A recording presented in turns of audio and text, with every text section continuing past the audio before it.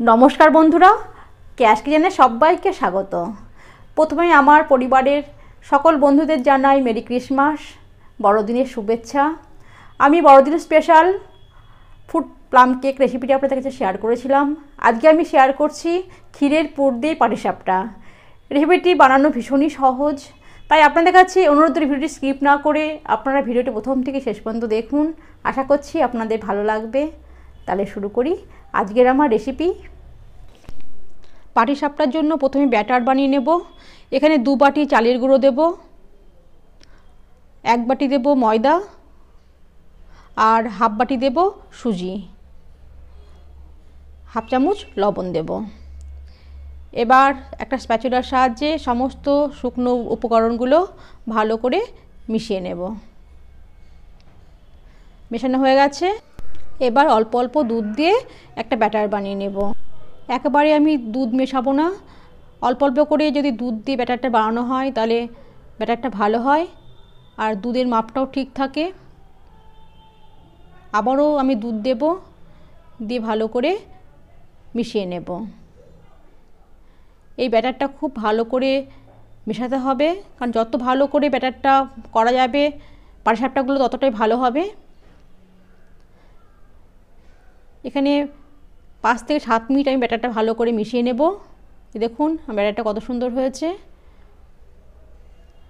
এবার এই ব্যাটারের মধ্যে 1 বাটি গুঁড়ো চিনি দেব। চিনির গুঁড়ো এখানে পরে অ্যাড করব, কারণ এখানে সুজি চালের গুঁড়ো আছে, ব্যাটারটা ঘন হয়ে যাবে। আর চিনির গুঁড়ো যদি পরে দেওয়া হয় তাহলে ব্যাটারটার ব্যালেন্সটা ঠিক থাকবে। চিনির গুঁড়ো দিয়ে ব্যাটারটা ভালো করে মিশিয়ে নেব। মেশানো হয়ে গেছে। এই দেখুন এইরকম পাতলা হবে, খুব বেশি ঘন করব না। এবার ঢাকা দিয়ে 30 মিনিট রেখে দেব। এবার পাটিসাপটা পুরের জন্য ক্ষীর বানিয়ে নেব। এখানে 1 কিলো লিকুইড দুধ দেব। এবার দুধটা ভালো করে নেড়ে দেব। দুধ যখন সামান্য গরম হবে তখন দুধের মধ্যে আমি 100 গ্রাম আমুল স্প্রে দিয়ে দেব। এবার ভালো করে নেড়ে দেব। এই সময় খুব ভালো করে দুধটা নেড়ে দিতে হবে যাতে আমুল স্প্রে গুটি না বাঁধে।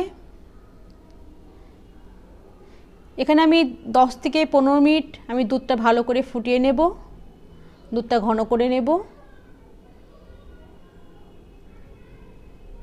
15 মিনিট পর দেখুন দুধটা অনেকটাই ঘন হয়ে গেছে। এবার দুধের ভেতরে 200 গ্রাম খেজুরের পাটালি গুড় দেব। গুড় দিয়ে ভালো করে নেড়ে দেব।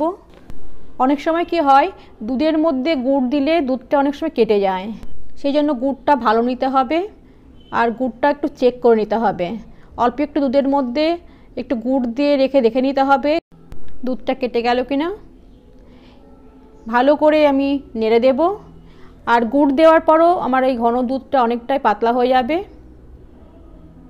5-7 মিনিট ভালো করে ফুটিয়ে নিলেই আবার ঘন হয়ে যাবে। আর অনবরত নেড়ে যেতে হবে। 5 মিনিট পর আমি এই ঘন দুধের মধ্যে আমি হাফ চামচ ঘি দিয়ে দেব। ঘি দিলে কি হয়, ক্ষীরের টেস্টটাও ভীষণই ভালো হয় আর কড়াইয়ের নিচে লেগে যায় না, ওই জন্য আমি একটু ঘি ব্যবহার করলাম। এবার ভালো করে নেড়ে দেব। এই সময় গ্যাসের ফ্লেমটা সিমে রেখে আমি দুধটা ঘন করে নেব। দেখুন অনেকটাই ঘন হয়ে গেছে আর অনবরত নেড়ে যেতে হবে। আমার ক্ষীর মোটামুটি হয়ে গেছে, আর ঘন করব না। এর থেকে বেশি ঘন করলে ক্ষীরটা শক্ত হয়ে যাবে। এবার একটা পাত্রে ঢেলে নেব। এই দেখুন বন্ধুরা আমার ক্ষীর রেডি হয়ে গেছে, দেখুন কত সুন্দর হয়েছে। আর ব্যাটারটা রেস্টে রাখা 30 মিনিট হয়ে গেছে। এবার ভালো করে নেড়ে দেব। এবার পাটিসাপটাগুলো বানিয়ে নেব। একটা ননস্টিকের তাওয়া বসিয়ে দিয়েছি। এবার তাওয়ার ভেতরে ভালো করে তেল ব্রাশ করে নেব। এই প্রথমবার ভালো করে তেল ব্রাশ করে নিতে হবে। আর 1 হাতা ব্যাটার দিয়ে দেব। হাতার পেছন দিয়ে ব্যাটারটা ভালো করে গোল শেপ করে নেব। আর পাতলা করে নেব। 10 থেকে 15 সেকেন্ড পর এই ব্যাটারের ভেতরে ক্ষীরের পুরটা দিয়ে দেব। একটু বেশি করে ক্ষীরের পুরটা দেব যাতে পাটিসাপটা খেতে ভালো হয়। পুরটা দিয়ে ভালো করে ভেতরে সেভ করে নেব। এবার জড়িয়ে নেব। আমি হাত দিয়ে জড়িয়ে নিচ্ছি, আপনারা খুন্তি দিয়েও জড়িয়ে নিতে পারেন। ভালো করে জড়িয়ে নেব। এবার একটা খুন্তি দিয়ে ভালো করে চেপে দেব।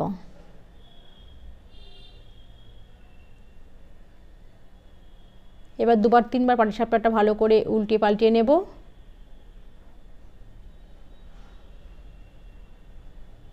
দেখুন আমার একটা পাটিসাপটা হয়ে গেছে। এবার তুলে নেব। আমি আরও একটা পাটিসাপটা করে দেখাচ্ছি। তেল ব্রাশ করে নেব, দিয়ে 1 হাতা ব্যাটার দিয়ে দেব। ব্যাটার দিয়ে ভালো করে গোল শেপ করে নেব। যত পাতলা করা হবে পাটিসাপটাটা তত ভালো হবে। ব্যাটার দিয়ে আমি অনেকটাই বড় গোল শেপ করে নিয়েছি। এবার ক্ষীর দিয়ে দেব।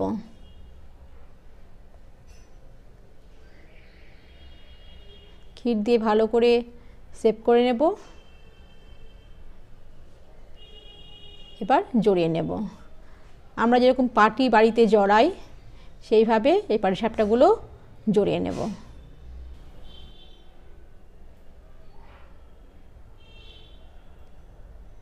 এবার খুন্তি দিয়ে ভালো করে চেপে দেব। দুটো পাটিসাপটা হয়ে গেছে। একই রকমভাবে আমি সমস্ত পাটিসাপটাগুলো বানিয়ে নেব। আমার সমস্ত পাটিসাপটাগুলো হয়ে গেছে। এবার আমি গরম গরম সার্ভ করব। আর পাটিসাপটাগুলো ঠান্ডা করে খেলেও ভীষণই ভালো লাগে। আমার পদ্ধতিতে আপনারা রেসিপিটা বানিয়ে দেখুন, দেখবেন সকলেই ভীষণই ভালো বলবে।